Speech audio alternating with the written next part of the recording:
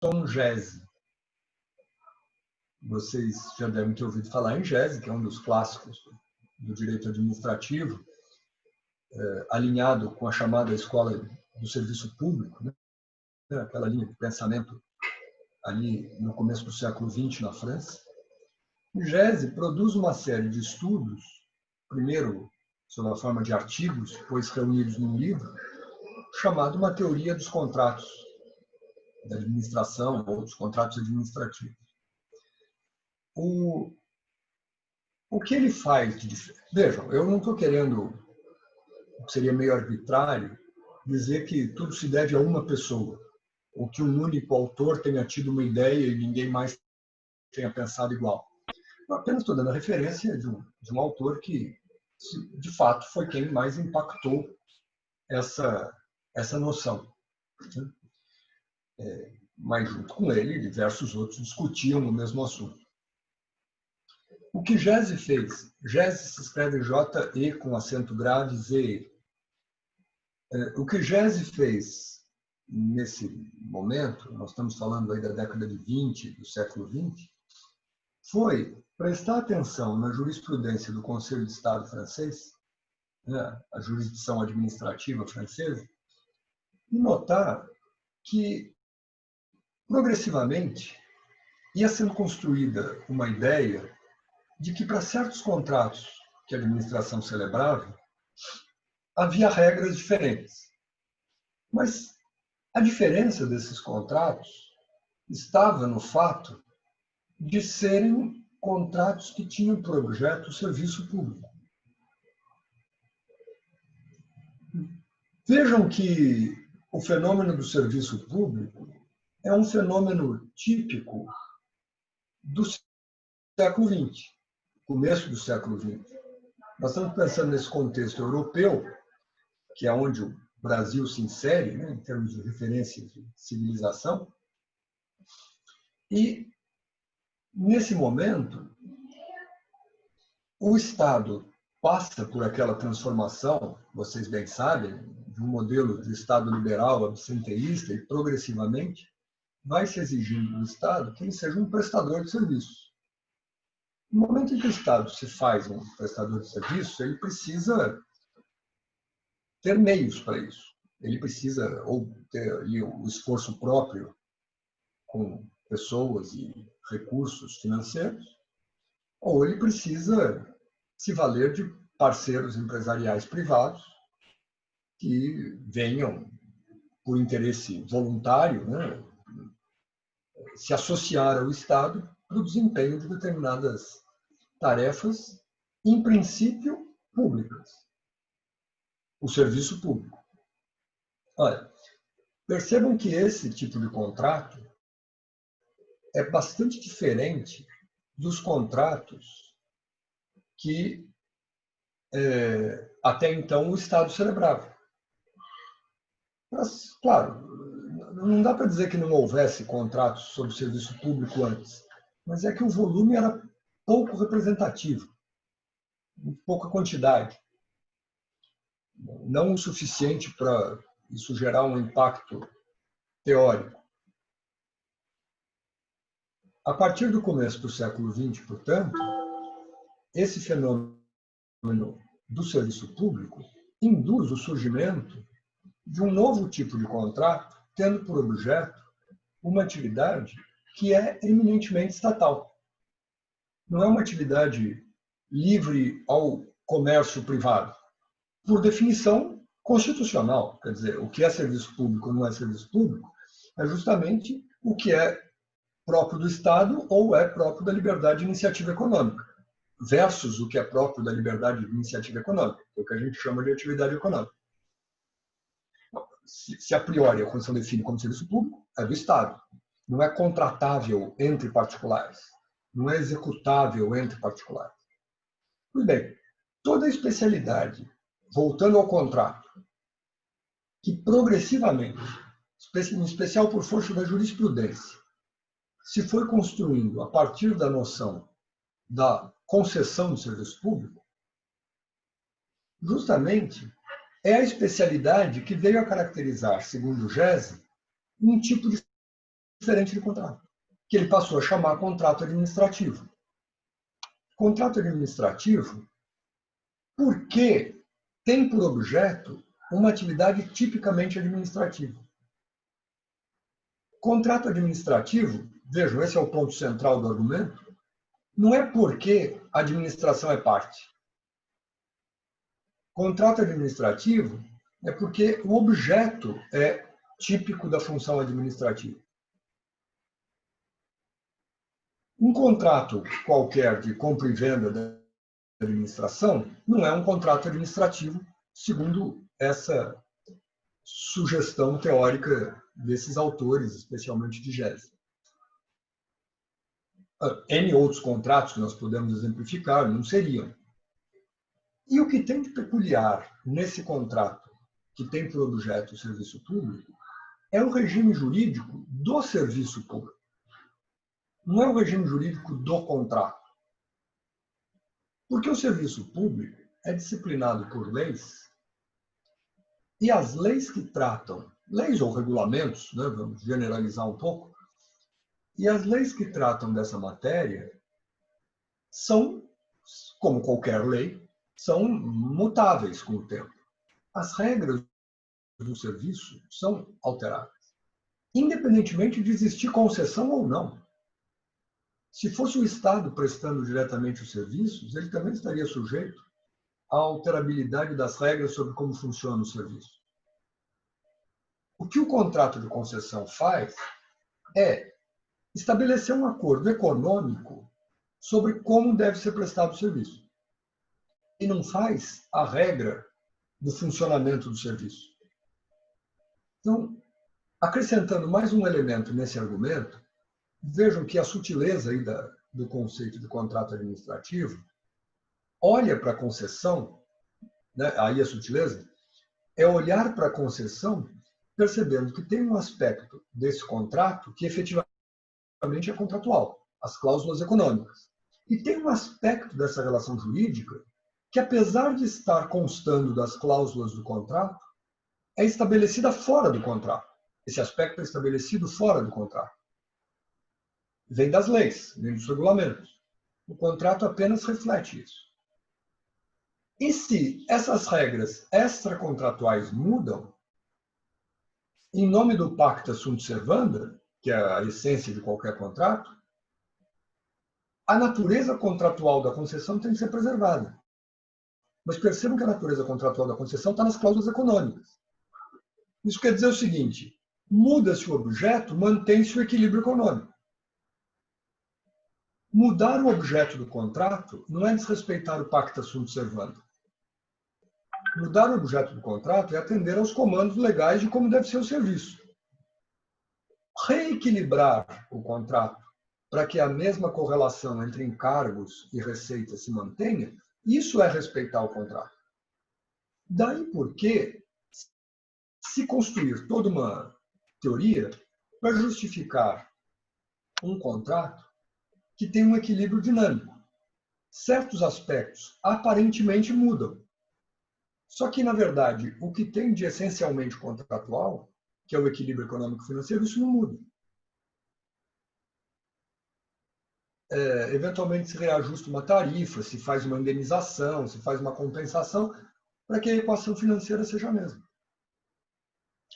Isso, insisto, tem sentido num contrato que tem por objeto o serviço público. Isso não tem sentido num contrato que tem um objeto qualquer que não seja esse de exclusividade da atividade administrativa.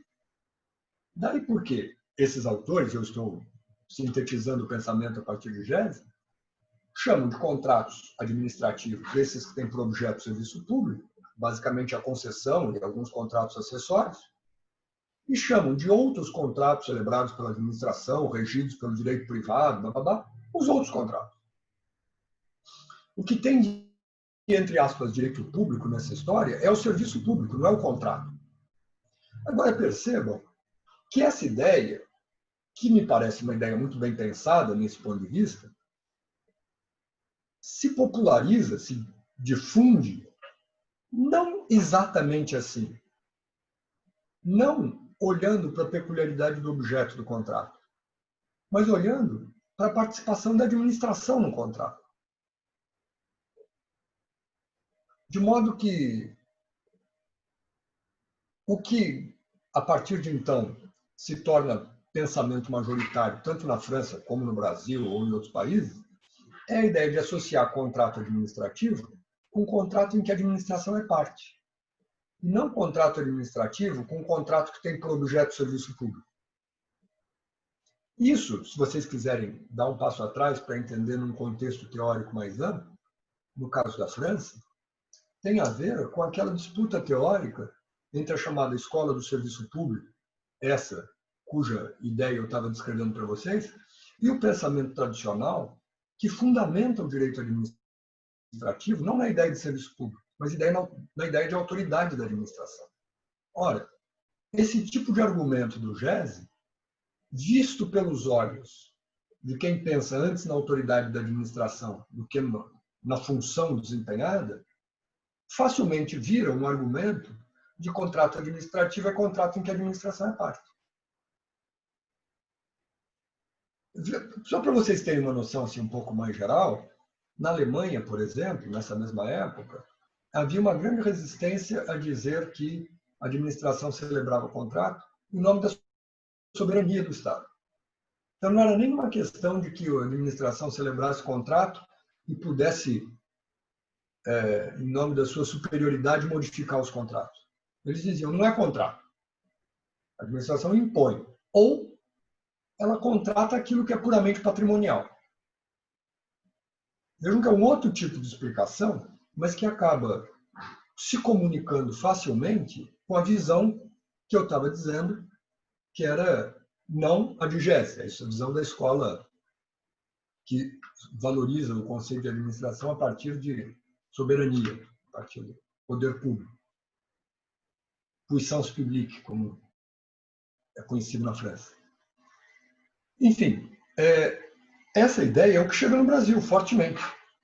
Vejam que no Brasil, eu estou fazendo um certo corte na exposição, para ser sucinto, e depois nós podemos debater, mas pensando em me ater ao tempo que vocês tinham sugerido de uns 20 minutos de início, mas vejam que no Brasil, durante muito tempo, não existiu uma lei sobre contrato administrativo.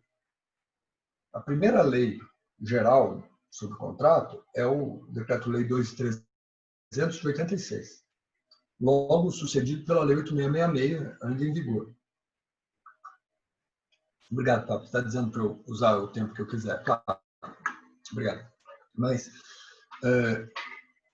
quando, já no fim do século XX, o Brasil resolve legislar sobre o contrato administrativo, já havia consolidada a ideia dogmática na doutrina, e mesmo na jurisprudência, ainda que fosse esparsa, a ideia de contrato administrativo é um contrato que acompanha as prerrogativas da pessoa da administração, e não do objeto. A Lei 8.666 hoje tem tipicamente essa característica. Ela associa a noção de contrato à presença da administração. E ela praticamente embute em todo o contrato prerrogativas de ação unilateral da administração, alterando o próprio regime do contrato. Vejam que não é mais uma explicação de que o objeto do serviço público pode mudar porque a lei do regulamento do serviço mudou. Não. É outra explicação. Quem quiser explicar contrato administrativo com a Lei 8.666, tem que admitir que a administração tem poderes unilateralmente de mudar o contrato. Mudar a quantidade do que está comprando, mudar modo de execução, mudar outras regras do contrato, rescindir unilateralmente o nome do interesse público, independentemente do objeto.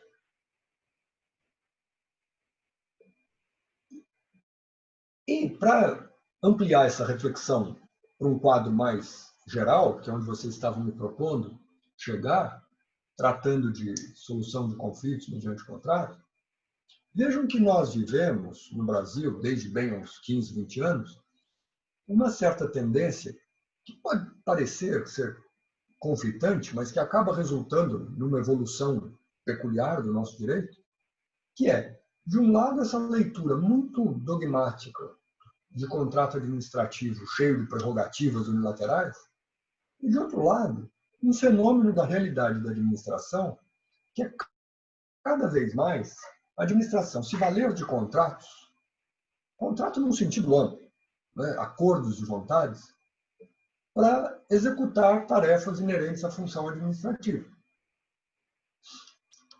Isso vale para as concessões tradicionais.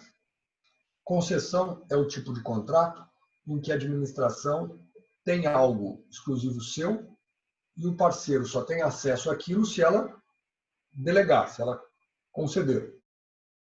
Concessão, permissão, todas as variantes aí em torno disso. Aquelas concessões específicas de atividades, mesmo concessão de uso de bem. Existe um outro grande tipo de contrato, tentando assim criar categorias maiores, que são contratos mais instrumentais da administração. Esses sempre existiram. A administração precisa comprar coisa, a administração precisa vender coisa, a administração precisa contratar um prestador de serviço, ela como tomadora de serviço. São os contratos, esses, tipicamente os que a Lei 8666 rege. Esses são contratos, mas a lógica de funcionamento desses contratos é diferente da lógica de funcionamento das concessões. Nesses, tem muito menos sentido a administração ficar alterando unilateralmente as coisas. O objeto deles não justificaria isso, mas a nossa lei dá margem para isso. Tem um outro tipo de contrato, isso sim é um fenômeno muito mais intenso, bem mais recentemente, que é a administração fazer parcerias com privados em que a atividade não é transferida da administração para o parceiro. É uma atividade de interesse comum que ambos podem fazer, o privado já poderia fazer sozinho, mas eles juntam esforços para potencializar os resultados. Então, são essas muitas formas de parcerias com o terceiro setor, ou mesmo com entidades de fins econômicos, mas que não tem esse sentido de troca econômica. Não tem o sentido de comprar-vender, nem o sentido de, como numa concessão, a administração querer um investidor para fazer a atividade no lugar dela. Não, vamos juntos fazer alguma coisa. O que gera uma variedade de convênios, de consórcios, de todos esses termos de parceria com o terceiro setor. E pelo menos um quarto, tentando sistematizar, como eu disse, grandes categorias, uma quarta categoria, e que me parece contratual igualmente, é o uso de acordo de vontades pelos quais a administração substitui o seu poder unilateral, que ela pode continuar usando, ela não abre mão da sua prerrogativa de decisão, mas ela, em nome da eficiência, em nome da pacificação, em nome de chegar a uma melhor solução, procura um entendimento com o destinatário do seu ato e contratualiza o que seria, por exemplo, a aplicação de uma sanção, contratualiza o que seria a edição de um ato unilateral da administração, impõe certas condições, verifica se as condições foram observadas,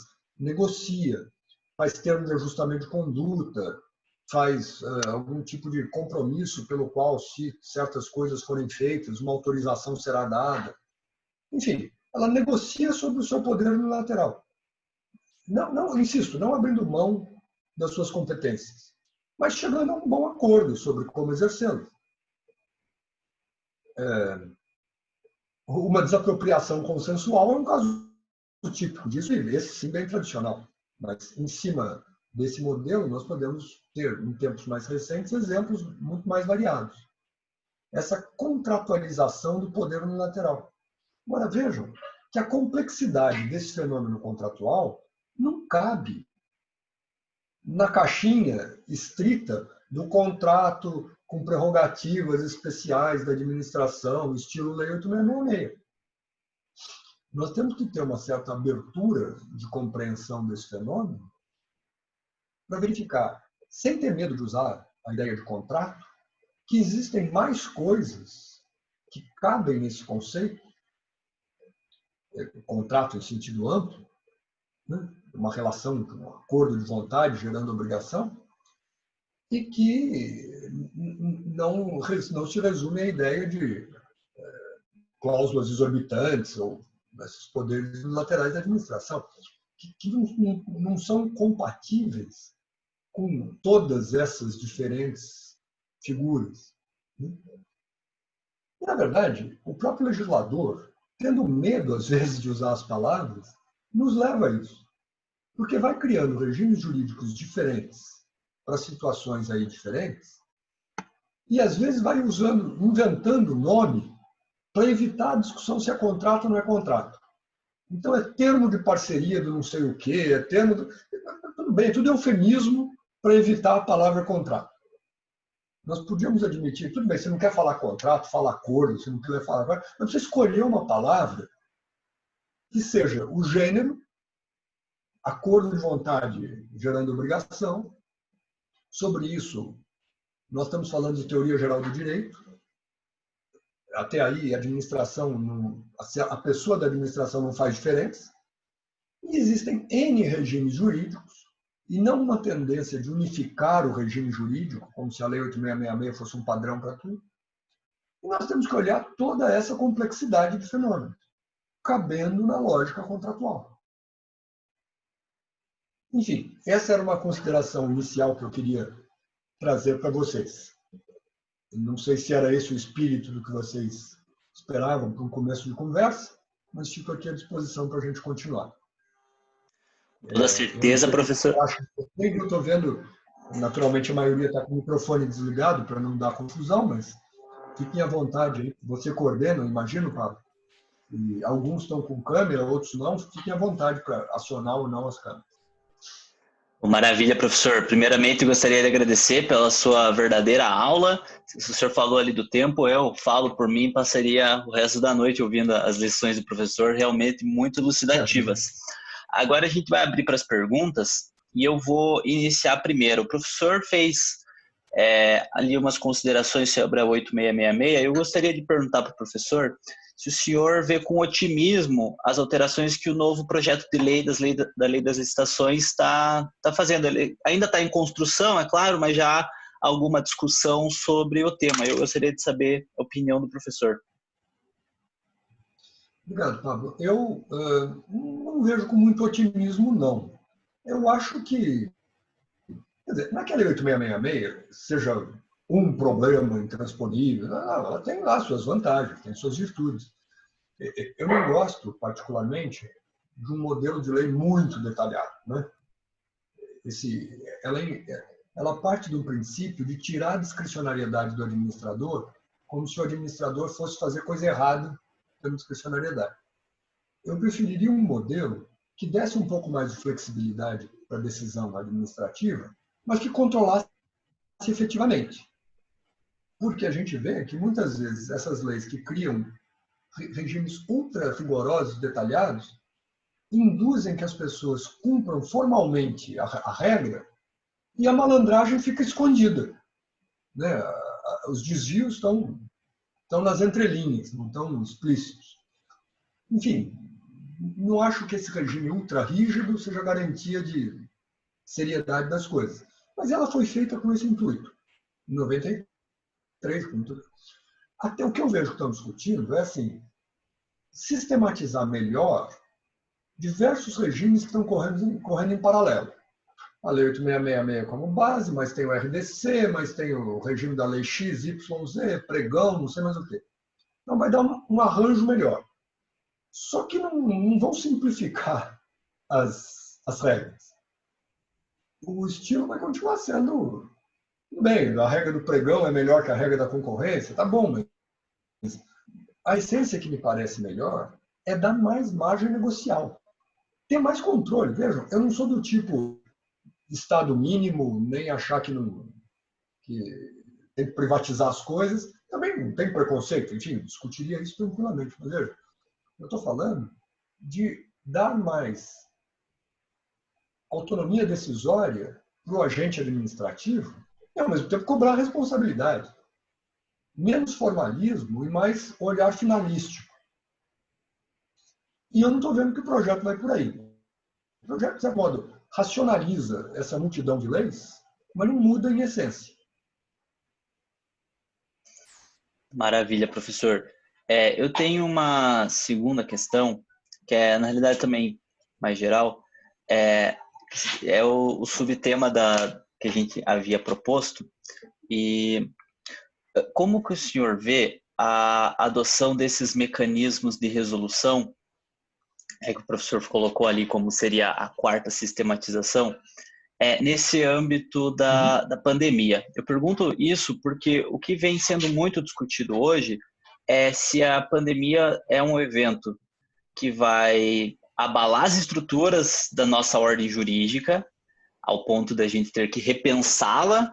Hoje mesmo eu estava vendo um seminário sobre infraestrutura e um professor falou assim, não, o que vai acontecer, na visão dele, é claro, ele falou assim, o que vai acontecer com o direito pós-pandemia é o que aconteceu com o direito quase pós-nazismo. A gente mudou a forma de aplicar o direito, de pensar categorias da teoria do direito, não mais apenas especificidades de cada ramo, ao ponto que tem outros professores e professoras que estão dizendo que não, que a nossa ordem jurídica tem mecanismos, sim, para passar por essa pandemia de uma forma racionalizada, dando respostas adequadas. E aí eu consigo ver dois cenários. Um mais pessimista quanto aos nossos dispositivos legais que está posto, que aí pretende, né, umas alterações estruturais, não só sobre o direito administrativo, mas sobre o direito constitucional, o pacto federativo e tudo mais, mas também sobre o direito administrativo. E me parece que os mecanismos consensuais vão ser botados à prova, porque até então a gente tinha bastante discussão, poucas aplicações práticas, e agora me parece que, por exemplo, nos casos específicos de discussão de reequilíbrio econômico-financeiro, eles vão ser primordiais para a gente testar na prática se funciona ou não. E aí dentro dessa dicotomia entre o sistema está preparado, temos mecanismos suficientes, e outra corrente que fala, não, na realidade a pandemia vai ter que ser um giro no nosso direito, vamos ter que repensar as coisas a partir de sua estrutura. Queria saber como o professor está vendo isso, se está acompanhando alguma coisa nesse sentido e a opinião do professor. Obrigado, Paulo. Olha, eu tenho a tendência de pensar que o nosso direito, não só o direito brasileiro, enfim, o direito, vale para o direito brasileiro, dá conta de, sem se desestruturar, ter respostas para as questões geradas pela excepcionalidade dessa pandemia. Tanto no plano constitucional, em que há regras sobre situação de exceção, nós nem precisamos acioná-las ainda, espero que não precisemos mesmo, como no plano, por exemplo, orçamentário, em que efetivamente foi acionado o mecanismo da calamidade pública, acho que está previsto na Lei de Responsabilidade Fiscal. No plano das ações administrativas, o que eu tenho visto, por exemplo, muita legislação mexendo com prazo de processo,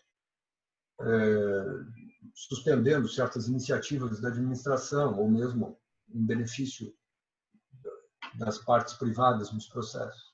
Em matéria de contrato, o que nós vamos ver é justamente a maturidade, não da regra do direito, mas de como o aplicador do direito trabalha com isso. Justamente vai ser um grande desafio conseguir enquadrar nas regras que existem dentro da legalidade sobre situações excepcionais, sobre situações de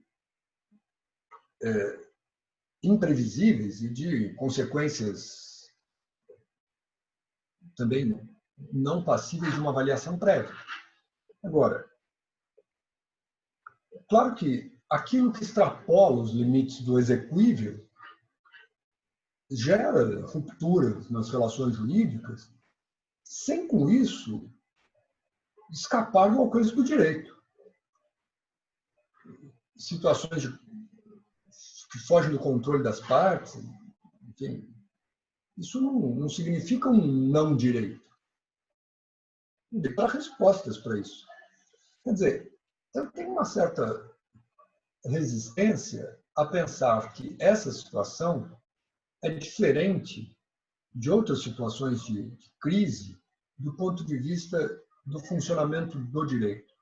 Há muita coisa que existe no mundo e que faz a sociedade girar que acontece, de certo modo, à revelia do direito. E isso não é um problema para o direito.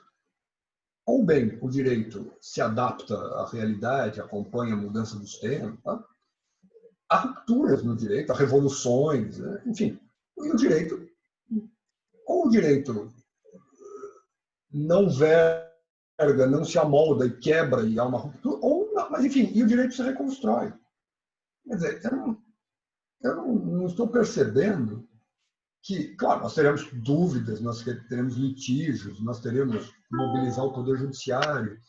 O ideal seria que, como eu dizia, testando a maturidade de uma lógica contratual, as partes pudessem negociar soluções, independentemente do litígio judicial, mas o que o direito vai, talvez, ter que reconhecer a partir dessa experiência é um pouco mais de previsibilidade sobre uma situação desse tipo que antes não era lá muito considerada para efeito da pactuação dos acordos. Talvez certas questões passem a ser antecipadas em futuros contratos, por exemplo. Mas eu não vejo que isso abale as categorias jurídicas.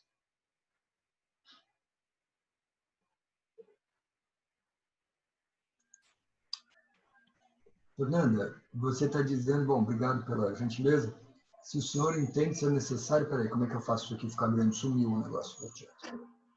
Entende ser necessária prévia previsão de lei para autorizar a contradição do poder unilateral.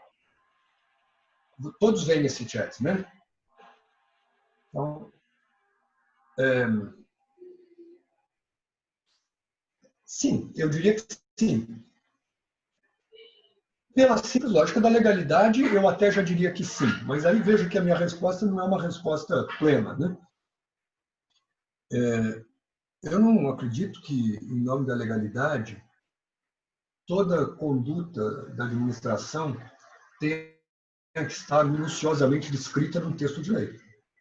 Muitas vezes, a legalidade se amolda a uma espécie de atribuição de competência para a administração tomar decisões. A ideia de que a administração possa negociar encontra certo fundamento genérico em algumas leis que eu diria que resolve a maioria dos casos. Mais recentemente, a Lei de Introdução às Normas do Direito Brasileiro deu margem para isso. A Lei da Ação Civil Pública já dava margem para isso. Agora, existem certos casos em que há regimes especiais para uma determinada relação jurídica. Eventualmente, uma lei, sei lá, em matéria de controle de concentração econômica, em matéria de licenciamento ambiental, tem lá certos procedimentos que, pelo modo como são descritos, são incompatíveis com uma negociação a critério da autoridade desse poder unilateral. Nesse sentido, eu diria que precisa estar previsto na lei. Quer dizer, para tentar ser mais claro, objetivo na minha resposta, na ausência de um regime específico restritivo, nós temos regras gerais já previstas na lei, e, portanto, tem que estar na lei, mas em termos de regras gerais, que permitem esse tipo de acordo. Em face de um regime específico mais restritivo, a regra geral permissiva não basta. Aí, esse regime restritivo teria que prever uma regra própria. Mas o fato da administração negociar, veja, também um outro jeito de responder a sua pergunta, envolve perceber que, na prática, a administração, antes de chegar na forma jurídica do que vai fazer, tem interação com as pessoas. Quer dizer, tirando o que é crime, tirando o que é violação da probidade administrativa, mas vamos pensar numa coisa honesta. O administrador pode perfeitamente ouvir opinião de outras partes no processo, opinião dos administrados em geral, concordar e chegar a uma conclusão, exercendo o seu poder unilateral, editando um ato administrativo. Substancialmente, isso não será muito diferente de fazer um acordo sobre esse mesmo objeto. Claro que a forma em direito tem lá a sua diferença. Onde não couber uma forma de acordo, enfim, como eu estava dizendo agora há pouco, paciência, não cabe.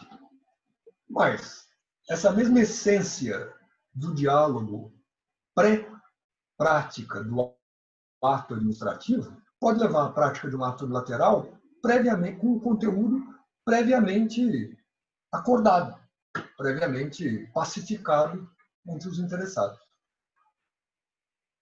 Isso não será ilícito, enfim, supondo, evidentemente, que não tem desvio, que não tem malandragem.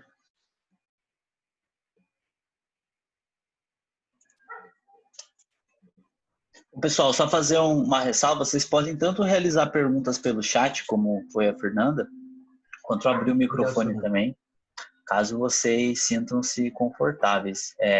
Vou abrir de novo. Podem falar à vontade, viu? Não tenho receio nenhum.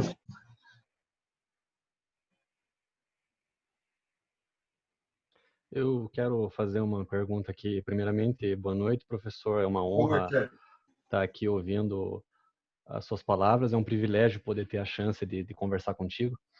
Vamos lá. O professor ali falou das categorias de contrato, né? A Lei 8666, ela não define muito bem o que é contrato, o que é convênio, quais são as espécies ali de módulos contratuais do Estado. Algumas leis estaduais, elas tentaram aperfeiçoar essa ausência, né, legislativa da 8666, e eu tenho como dois exemplos aqui a lei baiana e a lei paranaense, né? A paranaense acho que é 15608 de 2007, se eu não me engano, que ela já define muito bem que o que não é contrato é convênio, seja lá que nome a administração pública venha a dar. Aqui, para a legislação estadual, ela se enquadra no conceito de convênio, né? Aí você vai ali para a finalidade, né? Só que assim, ali a 8666, ela veio no momento, e logo em seguida a gente começou a ter ali a reforma administrativa e a diminuição das atribuições do Estado no Brasil, né? E começou a ter aquela aproximação com o terceiro setor, com os CIPs, OS e tudo mais. Como é que o professor encara essa multiplicidade de novos instrumentos contratuais que foram dados à administração? Porque tem gente que fala que é uma burla ao próprio contrato administrativo, tem gente que fala que é um aperfeiçoamento do sistema. Qual que é a posição do professor nesse aspecto? Sim. Obrigado, Edson. Olha, em primeiro lugar, bom, desculpa, deixa eu organizar para dar dois caminhos de resposta para a sua pergunta. Em primeiro lugar, eu tenho respeito evidente pela decisão da lei. Quer dizer, eu tenho uma certa tendência de achar que o legislador está legitimado a criar regras jurídicas a seu critério, o critério da sua oportunidade, que isso não é condenável a priori. Isso porque existe uma certa... Perdão, um instantinho só, por favor.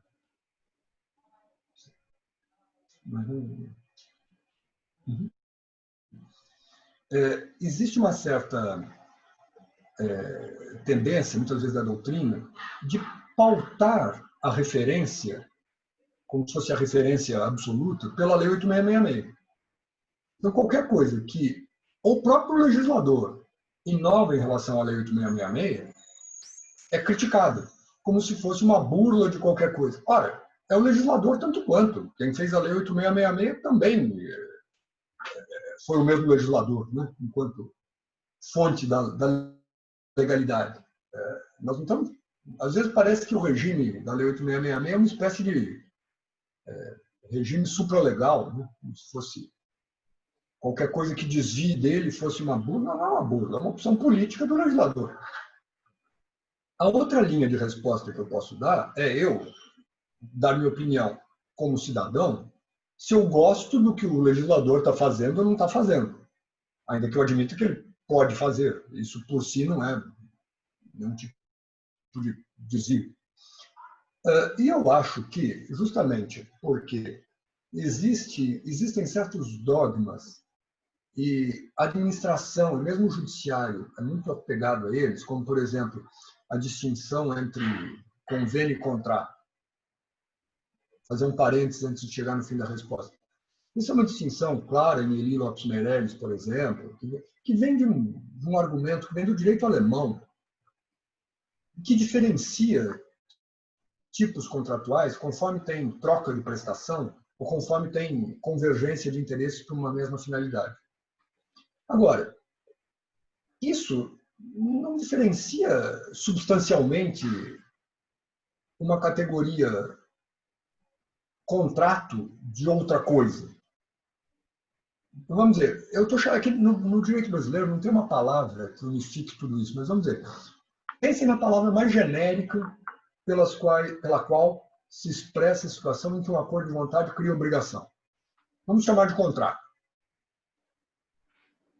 Ora, mas podemos chamar que nem os franceses falam de convenção. Ou podemos chamar de acordo. Mas é que acordo é uma palavra meio fluida no caso do Brasil. Esse contrato como gênero evidentemente inclui os convênios. Agora, se eu quero fazer um outro tipo de classificação para dizer que em certos contratos existe uma troca de prestação, em outros contratos existe uma junção de esforços para a mesma finalidade, tá bom, isso serve para explicar algumas diferenças das coisas. Mas não serve para... Não é um divisor de águas fundamental do que é contrato e não é contrato. Desde que eu entenda contrato, essa ideia genérica. Enfim, faz sentido que o regime de um contrato de compra e venda seja regime diferente do regime de um contrato, entre aspas, de convênio. Faz diferença. A parceria com o terceiro setor, ou qualquer coisa assim, faz diferença. Então, eu diria, não vejo muito sentido em pretender que, num convênio com um terceiro setor, vale a mesma regra da concessão de serviço público, vale a mesma regra da compra e venda. Agora, outra coisa é, se estão usando mal essa história de parceria para fazer um desvio de qualquer coisa, fugir de controle do Tribunal de Contas, desviar dinheiro sem licitação, isso é deturpação do sistema. Não é um problema do conceito em si. Quer dizer, que possa haver uma parceria honesta com a entidade do terceiro setor, me parece normal. E que as regras sejam diferentes das regras da compra e venda, também me parece normal. Obrigado, professor. Só mais alguém tem uma pergunta? Eu tenho algumas perguntas, mas eu não gosto de abusar do meu poder moderador aqui. Então, fico constantemente abrindo para as perguntas de vocês.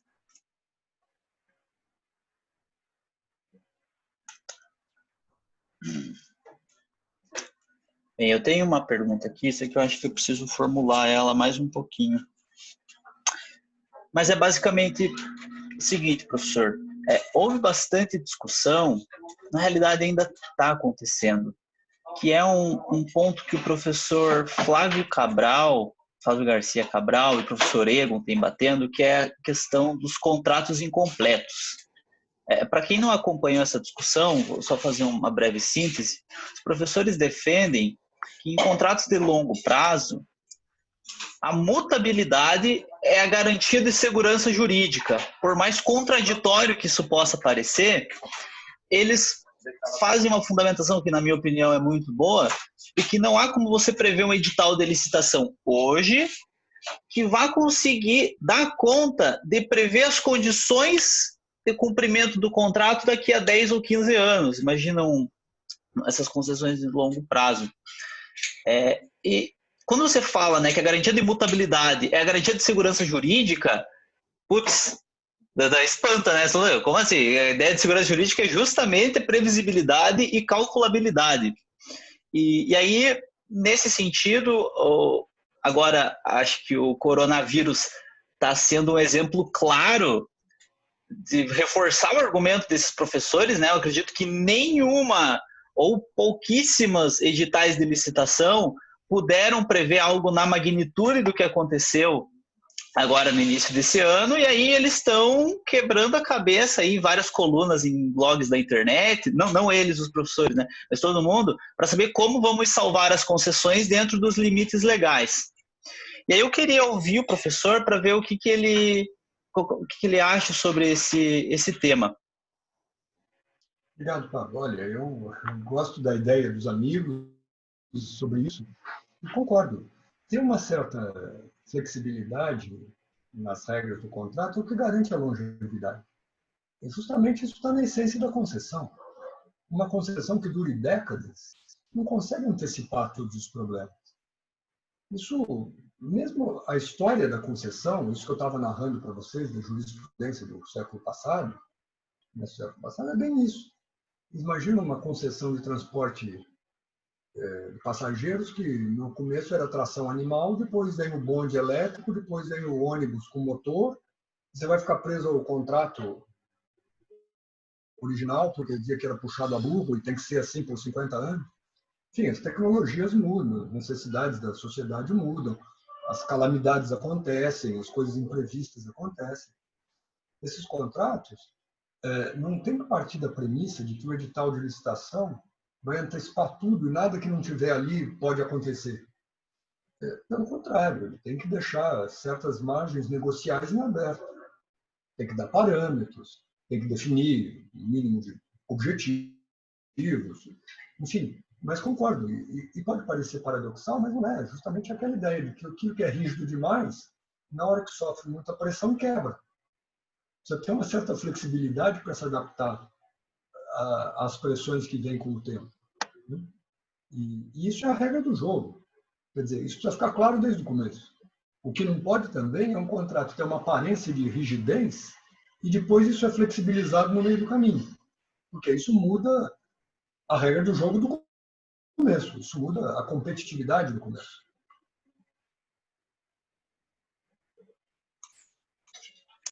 Pessoal, só lembrando, se vocês preferirem, tem o pessoal que eu vi que entrou depois, se vocês preferirem, podem fazer a pergunta no chat, que todo mundo tem acesso, e aí eu vou coordenando aqui.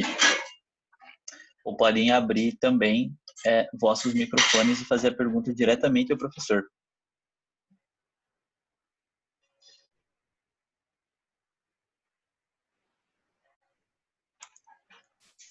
Professor, eu tenho outra pergunta. A gente tem discutido agora, e aí não numa parte tão dogmática dos contratos administrativos, mas num sentido mais macroeconômico da noção do que o contrato administrativo fornece, que é a questão da infraestrutura.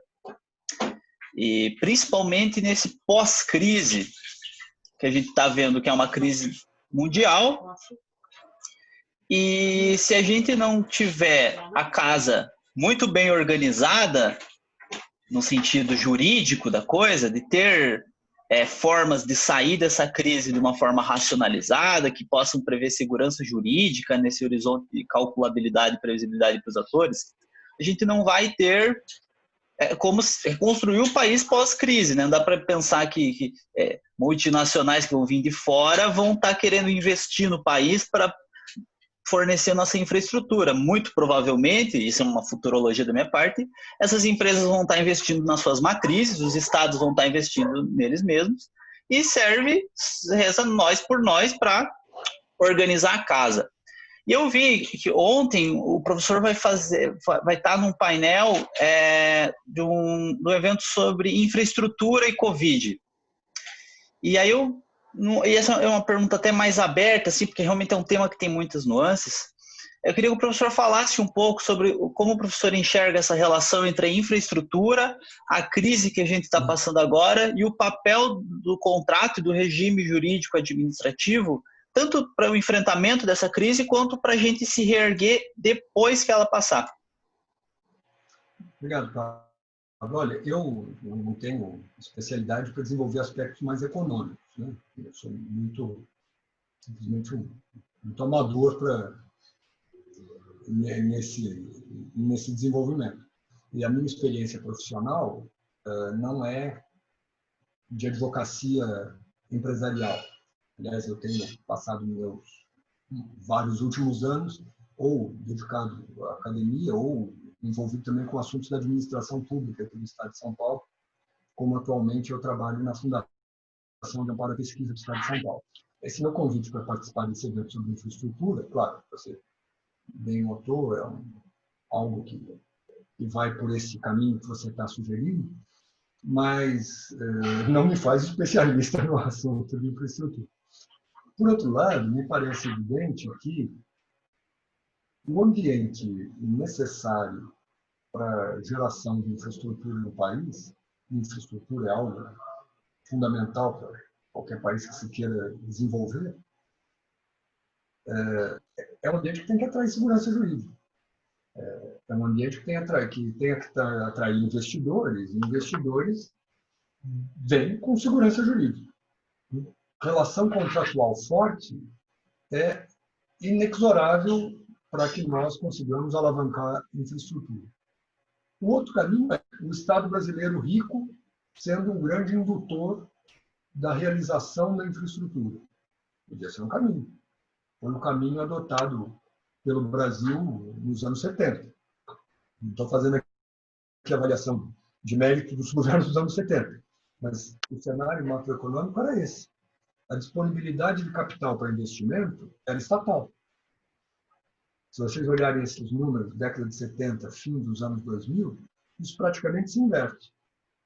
Era mais ou menos 80% do capital disponível para investimento em infraestrutura público na década de 70.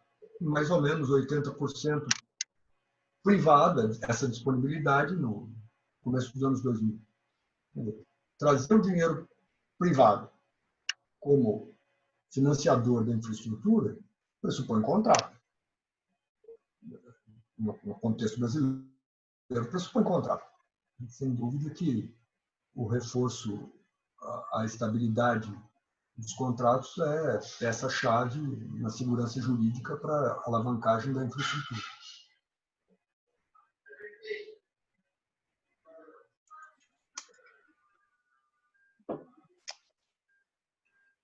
Tem uma pesquisa no chat, uma pergunta no chat, professor. Obrigado, estou lendo. Como pesquisa sobre o tema, vou aproveitar grande desculpa me fazer para informar natural, dois subsídios aqui, não tem problema. Como pensar que ser possível segurar a transparência da administração e possibilitar o controle e resguardar os envolvidos.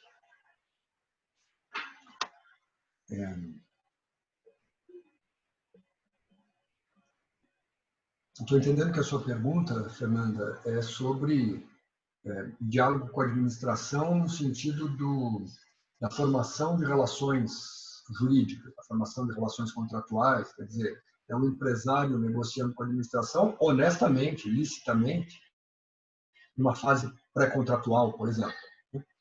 Eu acho que nós temos... É isso?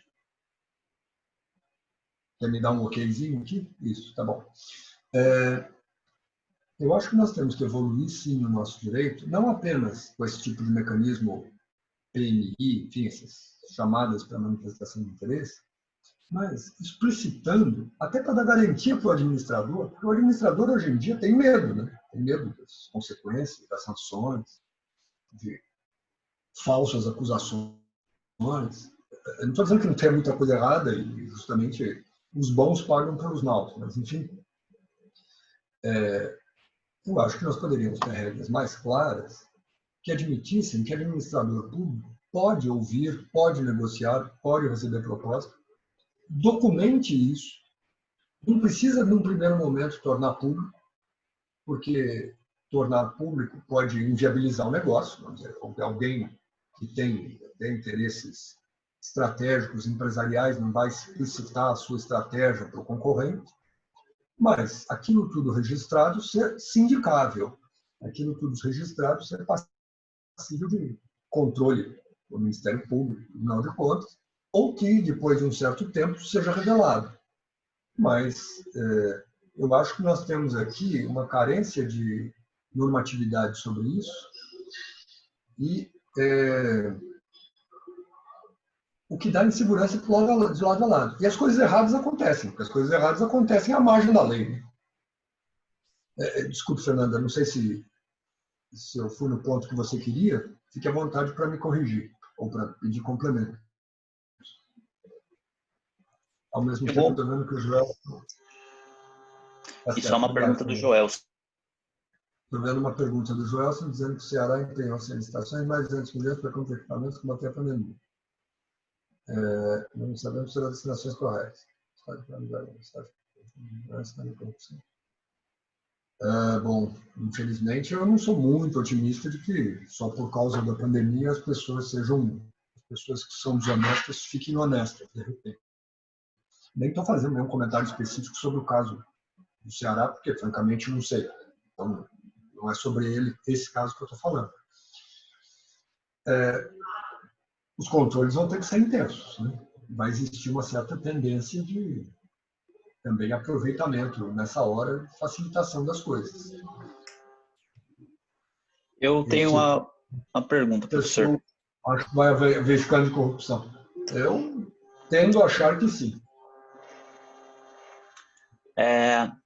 Eu estava discutindo em um grupo com os amigos sobre qual que seria o grau de excepcionalidade que a gente está enfrentando em razão da pandemia. Digo isso porque a discussão que me levou a essa dúvida era se, mesmo nos contratos que previam cláusula de risco exclusiva para uma das partes, seja para o poder concedente, ou seja para a concessionária, se essa cláusula de exclusividade dos riscos poderia ser relativizada em razão da pandemia. Porque daí a discussão cindiu entre dois argumentos. O primeiro dizia que não, que pactus sunt servanda, e se disse que o risco tinha que ser suportado exclusivamente por uma das partes, deveria cumprir. O outro dizia que não, porque a ideia foi pactuada, o contrato foi pactuado pensando em casos que dentro da ideia de caso fortuito e força maior teriam ali dentro da sua caixinha, e aí eles argumentavam que o coronavírus seria algo que passaria de qualquer tipo dentro desses institutos, seria uma força muito maior, podemos dizer assim, um caso muito fortuito, e que seria suficiente para que a gente relativizasse cláusulas de alocação de risco exclusiva. E aí ficou um debate, o pessoal que era a favor da relativização começou a invocar princípios constitucionais, falar da solidariedade e coisas assim, e foi algo que realmente eu li e reli as mensagens e não consegui tomar uma posição porque eu fiquei realmente tentado. E aí também, acho que isso vai na primeira pergunta que eu fiz para o professor, né, sobre institutos jurídicos, quando a gente passaria por isso. Mas é uma dúvida mais pontual agora que eu tinha anotado aqui também.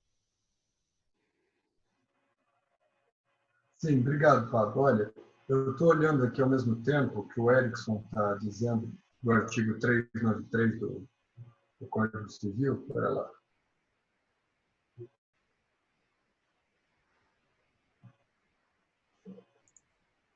Então, Erickson... O 393 o devedor não responde pelos prejuízos resultantes de caso fortuito ou de força maior, se expressamente não se houver por eles responsabilizado.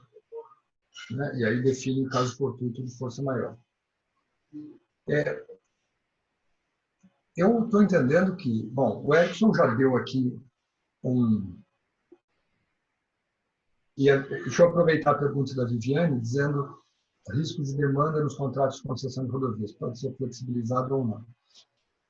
Eu digo o seguinte, essa situação do Código Civil já resolve um pedaço dos casos, na situação de devedor, vamos dizer, claramente configurado. Mas há alguns tipos de contrato em que essa figura do devedor, vamos dizer, está dos dois lados. Né? Existe uma situação em que as partes se comprometem reciprocamente com prestações. Você descreveu, Pablo, uma situação em que alguém no contrato diz, olha, o risco de caso fortuito é todo meu. O risco de força maior é todo meu. E aí você vem com o argumento de que, bom, mas essa força é tão maior que não é bem aquela força maior. É uma força imensamente maior. Bom, até onde eu percebo, quem assumiu esse tipo de risco, de força maior, não está mensurando o tamanho da calamidade. assumindo o risco. Parece que é uma aposta, né?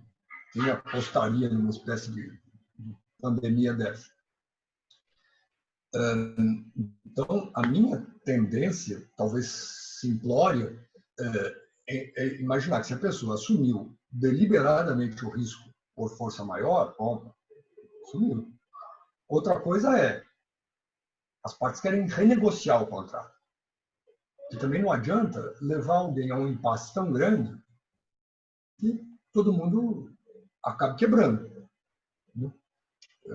Então, eu não veria, vamos dizer, pensando com a administração pública, eu não veria improbidade em a administração reabrir uma negociação para assumir um pedaço do ônus que originalmente não tinha assumido, quando a outra situação seria muito mais prejudicial.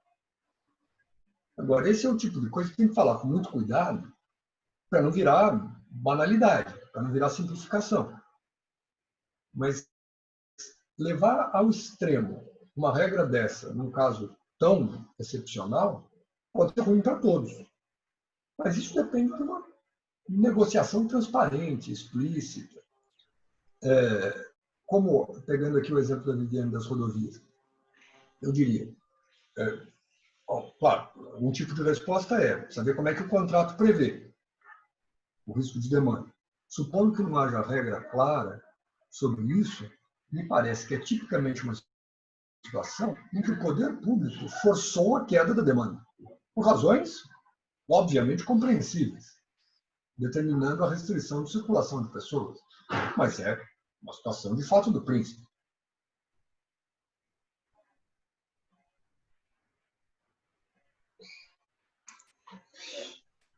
Professor, eu tenho uma segunda pergunta um pouco mais geral, que é essa primeira que eu fiz mais pontual, e só fazer um complemento. O argumento dos que militavam pela desconsideração de cláusulas expressas era um argumento mais de ordem consequencialista, como o professor colocou ali, no seguinte sentido. Bem, imagina nos casos em que tanto o poder concedente assume o ônus integral para si, e aí é um município pequeno que, fez um contrato relativamente grande para o seu contexto e aí vai realmente ficar inviabilizado se tiver que arcar com o ônus aquilo. Ou, de outra parte também, no caso da concessionária, que arca integralmente com o ônus e aí, se efetivamente tiver que arcar com aquilo, ela quebra e aí os usuários ficam sem serviço público. Mas me parece que a saída que o professor apontou é realmente um bom caminho, que é novamente pela consensualidade, né? O famoso vamos sentar e conversar. Eu tinha uma outra pergunta, mas eu vou dar prioridade. Ah, não. Acho que o professor já respondeu a da Viviane, né? E ela está dizendo que a maioria dos contratos do sistema de São Paulo prevê risco de demanda ao concessionário. Agora, precisa ver em que medida esse risco de demanda é um risco, vamos dizer, do mercado, ou o próprio Estado é que deu uma ordem que causou a queda da demanda. Porque aí é uma... Enfim, eu estou falando sem conhecer os contratos, né? Estou dizendo, são argumentos que são eventualmente pertinentes.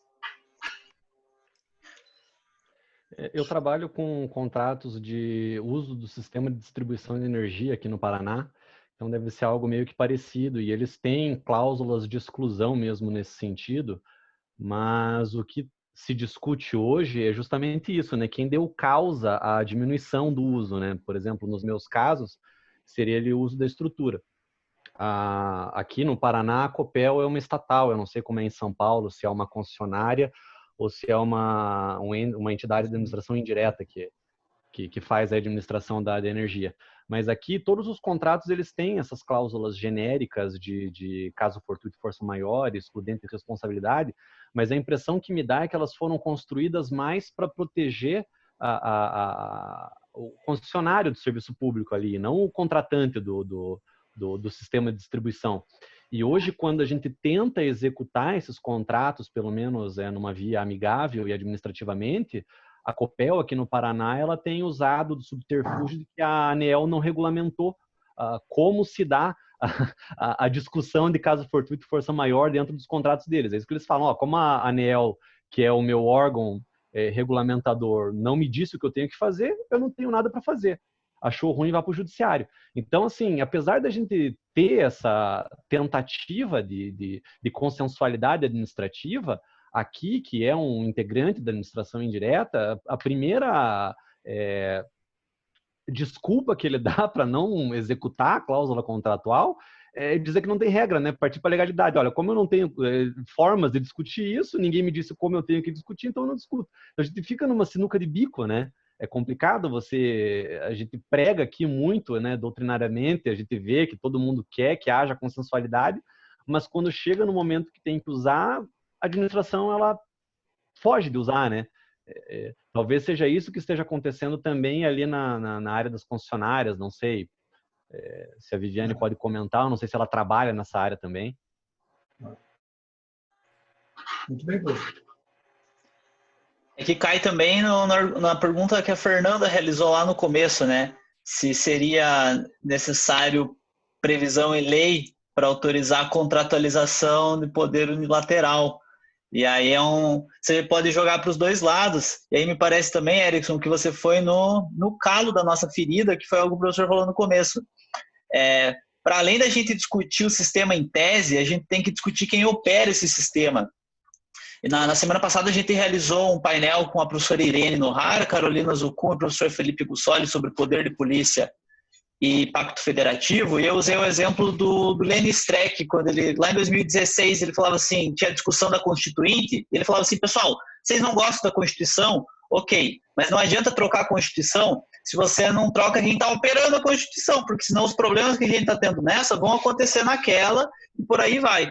E aí o Erickson me coloca, é isso, a gente está fazendo aqui grupos de estudo em consensualidade e tudo mais, quando na realidade, às vezes a gente já tem até o próprio arcabouço teórico mais ou menos pronto, né? Ainda que haja uma divergências pontuais, mas aí quando a gente vai para a prática é um cenário realmente decepcionante. Isso mesmo. Pessoal, se ninguém tiver mais perguntas, eu tenho mais uma pergunta. Um pouco mais genérica, professor, mas a gente estava discutindo aqui também na semana passada sobre a questão do controle. A minha dúvida era a seguinte. Primeiro, o que o professor acha que deveriam ser os limites para a atividade negocial e consensual da administração pública?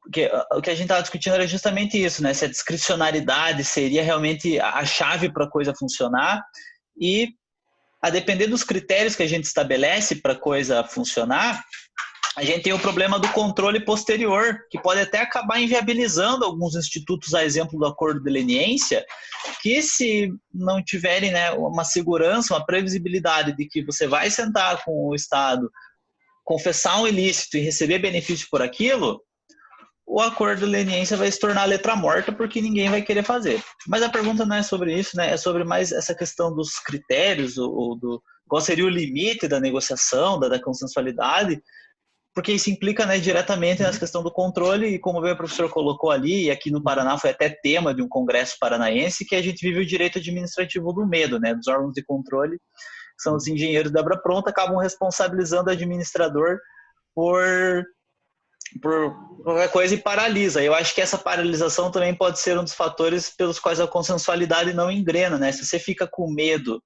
de sentar e negociar e ser responsabilizado amanhã, evidentemente você acaba tomando posições como a da Copel aqui no Paraná. Certo, Pablo. Olha, eu acho que precisa haver realmente mais conforto para o administrador poder adequadamente negociar. Isso talvez pudesse ser objeto de aprimoramento na técnica da lei, mas, ao mesmo tempo, eu não acho que a solução contratual resolva qualquer problema. Eu acho que o contrato é um instrumento muito importante de criação do direito, de pacificação das relações, mas nem tudo é contratualizável, né? E nem sempre a técnica contratual é a mais adequada. Quer dizer, eu diria que a questão do controle também precisa ser aprimorada para ter a sofisticação de perceber a adequação da escolha dos meios para certos fins. Então, nem sempre contratar é bom ou nem sempre contratar é ruim. Isso é relativo a cada circunstância. E nós também não temos esse refinamento do controle que olha para isso. Então, eu acho que tem campo para o direito evoluir, tanto em estabelecer mais parâmetros de como o administrador pode protegidamente negociar, mas também estabelecer parâmetros para o controlador verificar não apenas se o contrato foi bem feito, mas se é adequada a escolha pela forma contratual. Isso até eu aproveito para juntar com a observação que a Juliana está me fazendo. Tudo bem, Juliana? Sobre como, que está aqui no chat, como pode encontrar forma de resolver conflitos com os tribunais de contas. Os tribunais de contas, eu acho que são um grande campo fértil para esse modelo se desenvolver. Eu acho que nós subutilizamos os tribunais de contas. Ao mesmo tempo, por vezes, os tribunais de contas têm uma postura muito engessada, ou muito... Eu não sei como é o caso do Paraná. São Paulo, eu sei que tem tido uma abertura maior para diálogo com a administração, mas a gente, às vezes, o próprio Tribunal de Contas é motivo de dificultação do avanço das coisas, mas, às vezes, o Tribunal de Contas também carece de mais poder. Quer dizer, eu sou razoavelmente convencido das vantagens de um sistema de jurisdição administrativa, à moda de muitos países europeus. Trazer essa discussão para dentro dos tribunais de contas me parece bom. Eu não diria que os tribunais de contas como eles são hoje, mas que eles evoluíssem para um modelo de jurisdição administrativa. Isso não apenas é mais eficiente como solução de conflito, como também é mais eficiente como antecipação de conflito.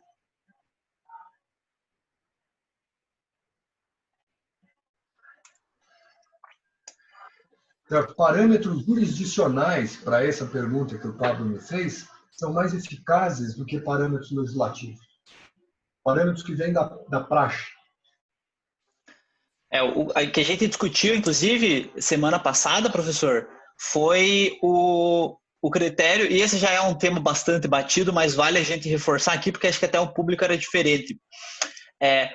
Hoje, a gente tem critérios relacionais de controle.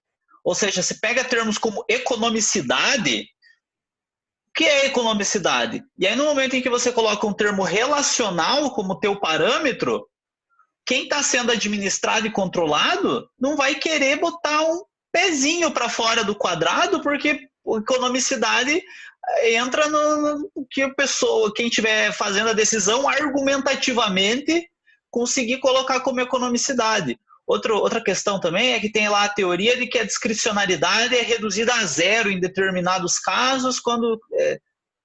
isso aí também me parece um critério relacional, porque daí, eu fiz um determinado acordo por uma metodologia e vem vir depois o órgão de controle e fala, não, aí você não tinha discricionariedade, porque esse era o caso de que a tua discricionariedade era reduzida a zero e para que você atingisse a finalidade que eu quero, o caminho era outro.